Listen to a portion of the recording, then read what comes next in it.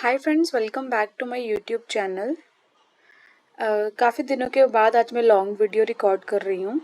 Actually मेरे कुछ health issues थे, इसकी वजह से मैं ज़्यादातर वीडियोस अपलोड नहीं कर पा रही थी। कुछ मैंने थोड़े दिन पहले शॉर्ट्स अपलोड करने शुरू करे थे, तो अगर आपने देखे हैं तो आज मैं उन्हीं का एनालिसिस कर रही हूँ और कुछ अच्छे स्टॉक्स बताऊँगी। ठीक है, तो सबसे पहले मैं आपको बताती हूँ कि मैंने 2 दिन पहले आपको एंट्री बताई थी कि Aditya Birla fashion and retail में एंट्री मिल रही है। एंट्री किस हिसाब से थी तो आप देख सकते हो, ये मैंने आदित्य बिरला का चार्ट ओपन किया है। तो जो पहला है ये डेली टाइम फ्रेम पे है।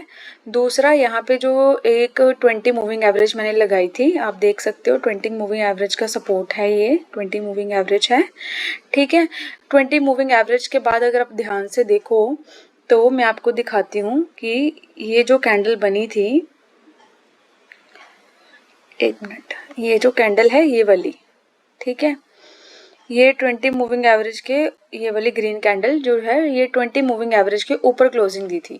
तो मैंने बताया था कि अपनी एंट्री इसके हाई ब्रेक पे प्लान होगी। तो इसका हाई क्या है 259.30। तो आज कल तो एंट्री मिली नहीं, तो आज इसमें एंट्री मिली है 259.30। हाई ब्रेक पे मैंने एंट्री ली है। और स्टॉप लॉस मैं कौन सा लगाऊंगी, जो लोएस्ट लो है इन कैंडल्स में, अगर ये है तो इसका लगाऊंगी। तो 244 का है मेरा स्टॉप लॉस, इससे भी एक पॉइंट नीचे का 243 का एंट्री है 259.30 पे। तो जितना आप डिफरेंस देख लो स्टॉप लॉस का, उसका 1:2 का आप टारगेट लेके चलना। ठीक है, आने वाले टाइम में हम देखते हैं कि इसका क्या टारगेट मिलता है। आज इसमें एंट्री मिल गई है।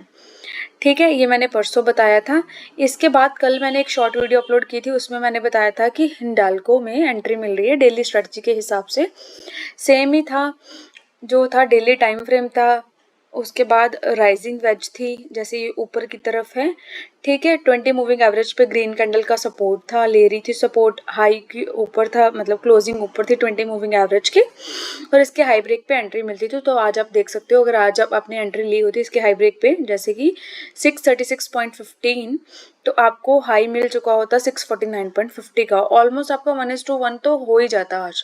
तो मैंने इसमें एंट्री नहीं ली, मैंने कल आपको इसका अपडेट दिया था। मैं आगे 4-5 स्टॉक का अपडेट देती हूँ, उनमें से मैं 1-2 में एंट्री लेती हूँ, बाकी में नहीं लेती अपनी कैपिटल के हिसाब से। तो इसमें देखो अच्छा सा टारगेट मिल भी गया है अभी।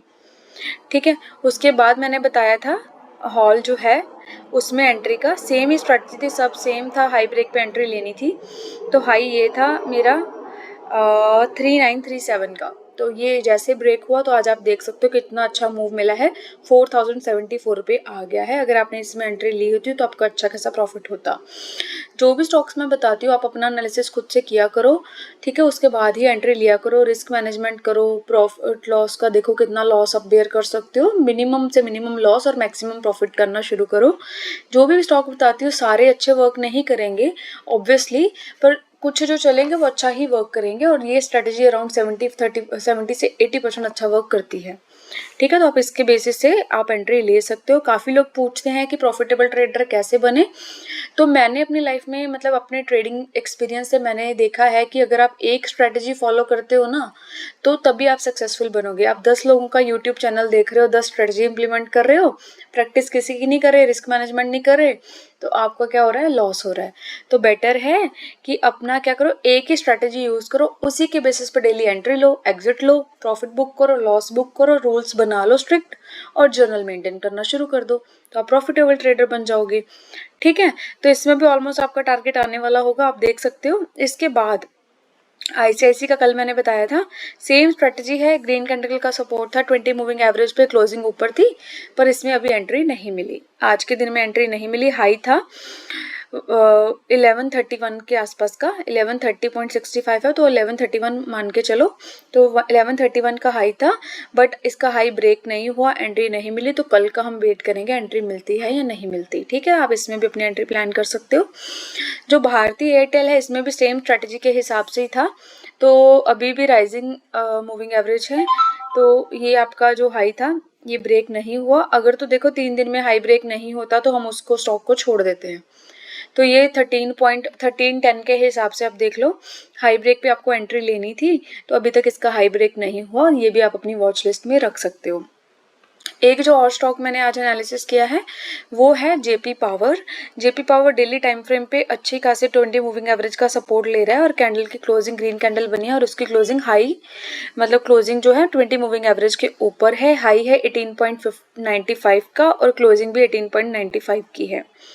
ठीक है, मैंने अलर्ट लगा लिया है, जैसे इसका हाई ब्रेक होगा तो मैं अपनी एंट्री प्लान करूंगी। स्टॉप लॉस मेरा रहेगा 17 का, तो 1:2 के हिसाब से मैं उसको प्रॉफिट बुक कर लेती हूँ।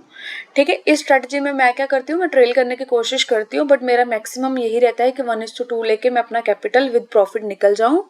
उसके बाद वही कैपिटल मैं रीडिप्लॉय करूँ किसी और स्टॉक में। एक में से इतना मूवमेंट एक्सपेक्ट करने से अच्छा आप अलग अलग में डिवर्सिफाई कर लो।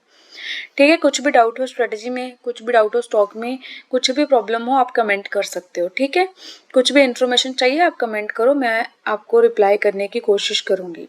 Thank you.